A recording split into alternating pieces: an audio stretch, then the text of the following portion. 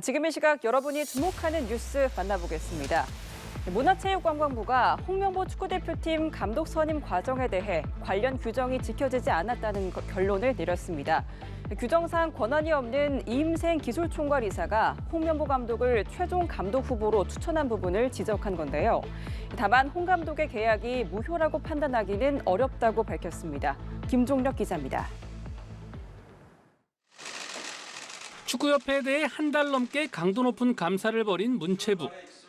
홍명보 축구대표팀 감독 선임 과정에서 규정과 절차가 지켜지지 않았다고 밝혔습니다. 권한이 없는 이임생 기술총괄이사가 최종 감독 후보로 홍 감독을 추천했고 홍 감독의 면접도 불투명, 불공정했다고 지적했습니다. 이임생 기술총괄이사는 축구 국가대표팀 운영 규정상의 감독 추천 권한이 없습니다. 면접 진행 중 감독직을 요청하는 등 상식적인 면접 과정으로 보기 어렵고 다만 문체부는 홍 감독의 선임 절차를 법적으로 무효화하는 것은 어렵다는 입장을 내놨습니다. 절차적 하자가 있다고 해서 홍명보 감독과의 계약이 당연 무효라고 판단하기는 어렵다고 생각합니다. 문체부는 만약 축구협회가 전력강화위원회 10차 회의 이후 1순위 후보였던 홍 감독과 곧바로 면접과 협상을 진행했다면 이번 논란은 발생하지 않았을 거라고 밝혔습니다. 축구협회는 문체부 감사 결과에 대해 명문화되어 있지 않은 과정이 진행됐다고 감독 선임 과정과 결과가 절차를 위반했다고 보기에는 무리가 있다면서도 관련 규정의 세칙을 신규 제정하거나 보완하겠다고 밝혔습니다. 앞서 문체부는 홍 감독의 대표팀 사령탑 선임과 관련해 공정성 논란이 거세게 일자 7월 말부터 축구협회에 대한 감사를 벌여왔습니다. 이번 중간 발표에 이어 이번 달 최종 감사 결과를 발표할 예정인데 문책, 시정 등 감사 결과에 따른 처분 요구도 최종 감사 결과 때 공개됩니다. 연합뉴스 TV 김종력입니다.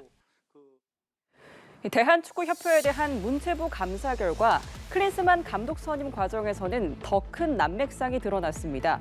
정몽규 회장이 직접 개입하고 이사회를 생략했던 것으로 드러났는데요. 그러나 축구협회는 회장은 협회 업무를 총괄한다며 부당 개입이 아니라고 반박했습니다. 정주희 기자입니다. 문체부는 감독 추천권이 있는 전력강화위원회가 무력화된 채 클린스만 감독이 선임된 배경에 정몽규 회장이 부당하게 개입한 것으로 봤습니다. 마이클 밀러 위원장이 1차 화상 면접을 진행한 뒤 정몽규 회장이 최종 2명의 후보를 화상 면접한 점을 지적했습니다.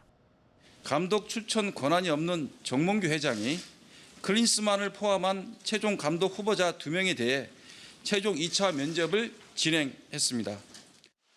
축구협회는 정 회장의 2차 면접 후 클린스만 감독과 계약을 체결하고 전강위에는 사후 통보하는 등 정 회장의 입맛대로 감독 선임 과정을 진행한 것으로 드러났습니다. 이사회의 선임 절차도 누락됐습니다. 축구협회는 회장은 협회 업무를 총괄한다고 정관에 나와 있다며 회장의 업무 범위에 대한 심각한 오해에서 비롯된 거라고 반박했습니다. 그러나 축구협회가 졸속 행정을 펼쳐온 정황은 속속 드러나고 있습니다. 천안축구종합센터 건립과 관련한 보조금을 법에 위반되게 집행한 정황도 발견됐는데 종합적인 감사 결과는 이달 말 발표할 예정입니다.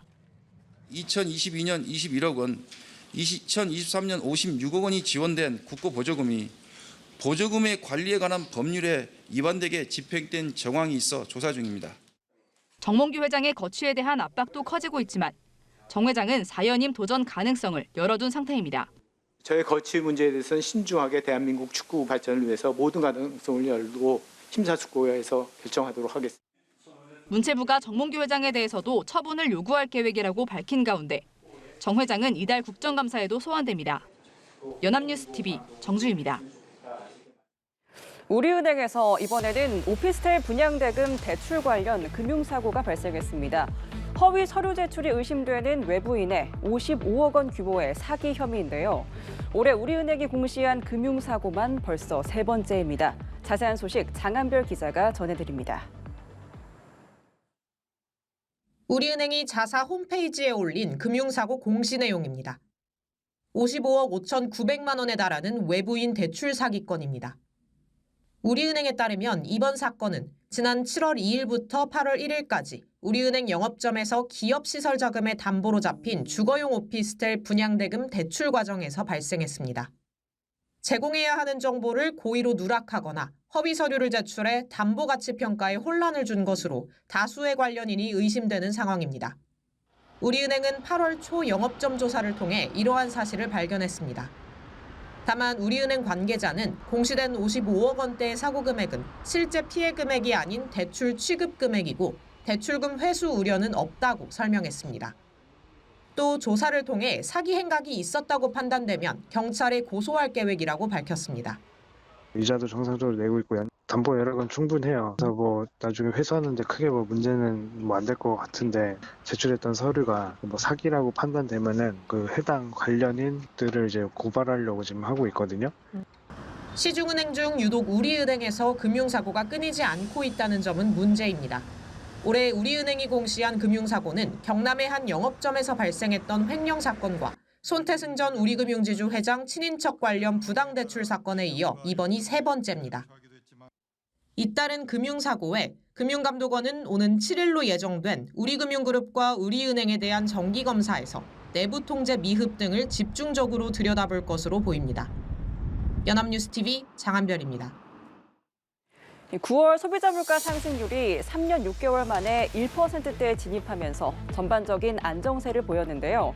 다만 이상 기후 탓에 김장철을 앞두고 배추나 물을 비롯한 채소류 가격은 크게 올랐습니다. 한지희 기자가 보도합니다.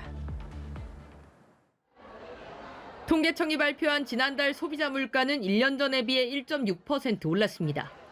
2021년 3월 이후 3년 6개월 만에 1%대로 내려온 겁니다. 1%대로 진입하게 된 것은 석유류가 많이 내려갔기 때문입니다. 기상으로 인해서 영향을 받는 농축산물, 특히 채소류 같은 것은 단기간 영향을 받기 때문에 날씨 영향이 어떻게 되는지 좀 봐야 될 것 같고. 다만 올해 이례적인 폭염으로 배추와 시금치 등 채소값은 1년 전보다 큰 폭으로 올랐습니다.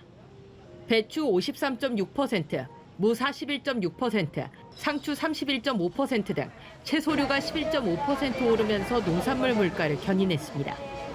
채소값 강세가 계속되자 정부는 김장철을 앞두고 가을 배추 6천 톤을 일찍 내놓는 한편 처음으로 민간 수입업체에 물류비를 지원해 중국산 신선 배추 수입 물량도 3천 톤 내외로 늘리기로 했습니다. 가을 배추의 경우에는 사실 그 면적보다는 그 생산성이 되게 중요합니다. 그래서 그 부분들은 저희가 그런 부분들을 감안해서 작황 관리에 조금 만전을 좀 기할 생각이고요. 올해 상반기 큰 폭으로 올랐던 신선 과일 물가는 지난달에는 2.9% 하락하며 안정세를 찾아가고 있습니다. 정부는 이달 들어 기온이 떨어지면서 채소류 생육에 적합한 조건이 마련되면 10월 중순 이후에는 가격이 안정될 것으로 전망했습니다. 연합뉴스TV 한지입니다. 이란이 이스라엘을 향해 미사일 보복 공격을 감행했지만 현재까지 큰 피해는 없는 것으로 알려지면서 이스라엘의 방공망이 다시 주목을 받고 있습니다. 이스라엘은 수십 년에 걸쳐 지구 최강 수준의 대공 방어망을 구축해 왔는데요. 소수의 사상자만 발생한 데엔 촘촘하게 짜여진 다층 방공망의 역할이 컸던 것으로 평가됩니다. 김수강 기자입니다. 이스라엘 수도인 텔아비브를 향해 날아드는 미사일들. 하지만 대공 방어망에 의해 연이어 요격됩니다. 이란이 현재까지 탄도미사일 200발 등 대규모 공습을 감행했음에도 이스라엘에서 소수의 사상자만 발생한 데엔 촘촘하게 짜여진 다층 방공망의 역할이 컸던 것으로 평가됩니다. אנחנו נמצאים במוכנות גבוהה בהגנה ובהתקפה. אנחנו נגן על אזרחי מדינת ישראל. 이스라엘은 2011년부터 강철 지붕을 뜻하는 아이언돔으로 단거리 로켓 공격을 막아왔습니다.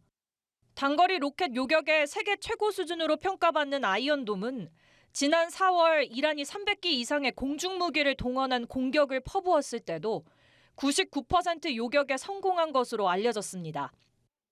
이어 다윗의 돌팔매를 의미하는 다비즈 슬링이 장단거리 미사일과 드론 공격을 방어합니다. 이보다 넓은 영역은 에로우2가 담당하며 중장거리 미사일을 막아냅니다.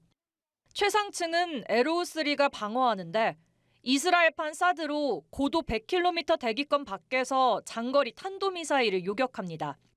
이란 공격을 막는 데엔 미군 지원도 도움이 됐던 것으로 보입니다. 조 바이든 미국 대통령은 미군의 이스라엘을 겨냥한 미사일을 격추하라고 지시했고 지중해 동부에서 작전 중이던 미군 구축함 2척에서 12발의 요격 미사일이 발사된 것으로 전해졌습니다. 연합뉴스 TV 김수강입니다.